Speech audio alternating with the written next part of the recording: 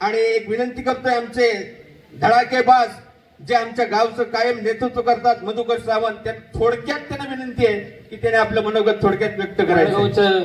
ग्रामदेव श्रीदेव येताळ, श्रीदेवी सातेरी आणि ओराड पंचायतीला नतमस्तक होऊन मी माझं मनोगत आपल्यासमोर व्यक्त करतोय. या ठिकाणी व्यासपीठावर स्थानापन्न झालेली सर्व मान्यवर मंडळी, आपण गावातील उपस्थित सर्व ग्रामस्थ बंधू भगिनी, या ठिकाणी प्रास्ताविकात आमचे मित्र शरदुर्फ बबन पांचाळ यांनी आज सर्व तपशीलवार सगळे आणि आमचे मित्र जे प्रशासनाशी निगडीत आहेत ते श्यामचंद्र वरडकर यांनी सर्व या ठिकाणी आपल्याला मार्गदर्शन केलेलं आहे. मी त्याच्यावर थोडंसं तुम्हाला वेगळ्या दिशेने फक्त ह्याच्याशी निगडीत सांगणार आहे.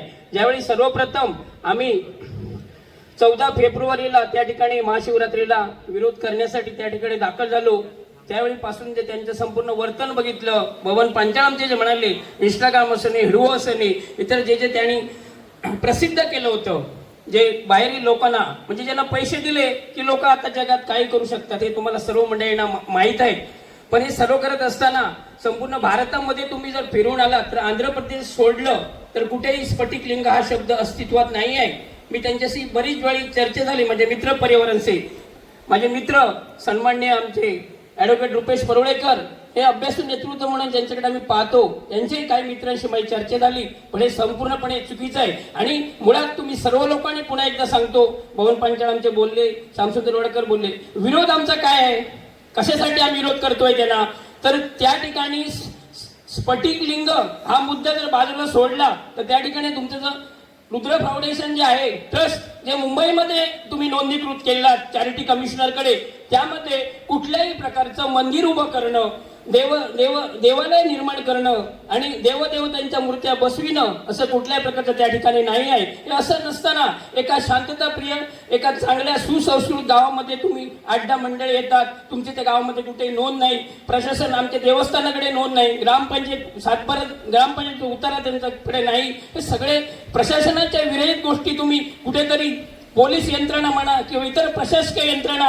तुम्ही हाताशी धरता आणि त्याला वेगळं वळण देता आणि सुसंस्कृत गावावर कुठल्या प्रकारचे हे लागता, ते चुकीचं आहे. त्या वरड गावामध्ये अनेक मान्यवर मंडळी चांगल्या सगळ्या शैक्षणिक, सामाजिक म्हणा, सांस्कृतिक म्हणा, धार्मिक म्हणा, राजकीय क्षेत्रात सहकारामध्ये होऊन गेले आहेत. अशा गावाच्या नादी लागून 8-10 लोकांची काय लायकी नसताना ते बबन पांचाळ ज्यावेळी म्हणाले, ते लायकी नसताना नाव आमच्या नादी लागू नका, आमची लोक या ठिकाणी सक्षमपणे तुम्हाला लढा देऊन या ग्रामदेवीच्या आशीर्वादानं, या महादेव लिंगात ज्याला 403 वर्ष होऊन गेली, त्या सर्वांच्या कृपेनं आम्ही या ठिकाणी हा लढा आम्ही आता घेतलेला आहे. आणि वरडगावची ग्रामदेवता निश्चितपणे तुम्हाला त्या ठिकाणी पुढच्या शिवरात्रीच्या अगोदर हटवून आपला लढा यशस्वीपणे आपल्या न्याय गावासमोर प्राप्त करून देईल. ही महादेव हर हर महादेव महादेव ही तुम्हाला मी गावी देतो आणि मी माझे मनोगत या ठिकाणी थांबवतो. जय हिंद, जय महाराष्ट्र. धन्यवाद सावंत साहेब.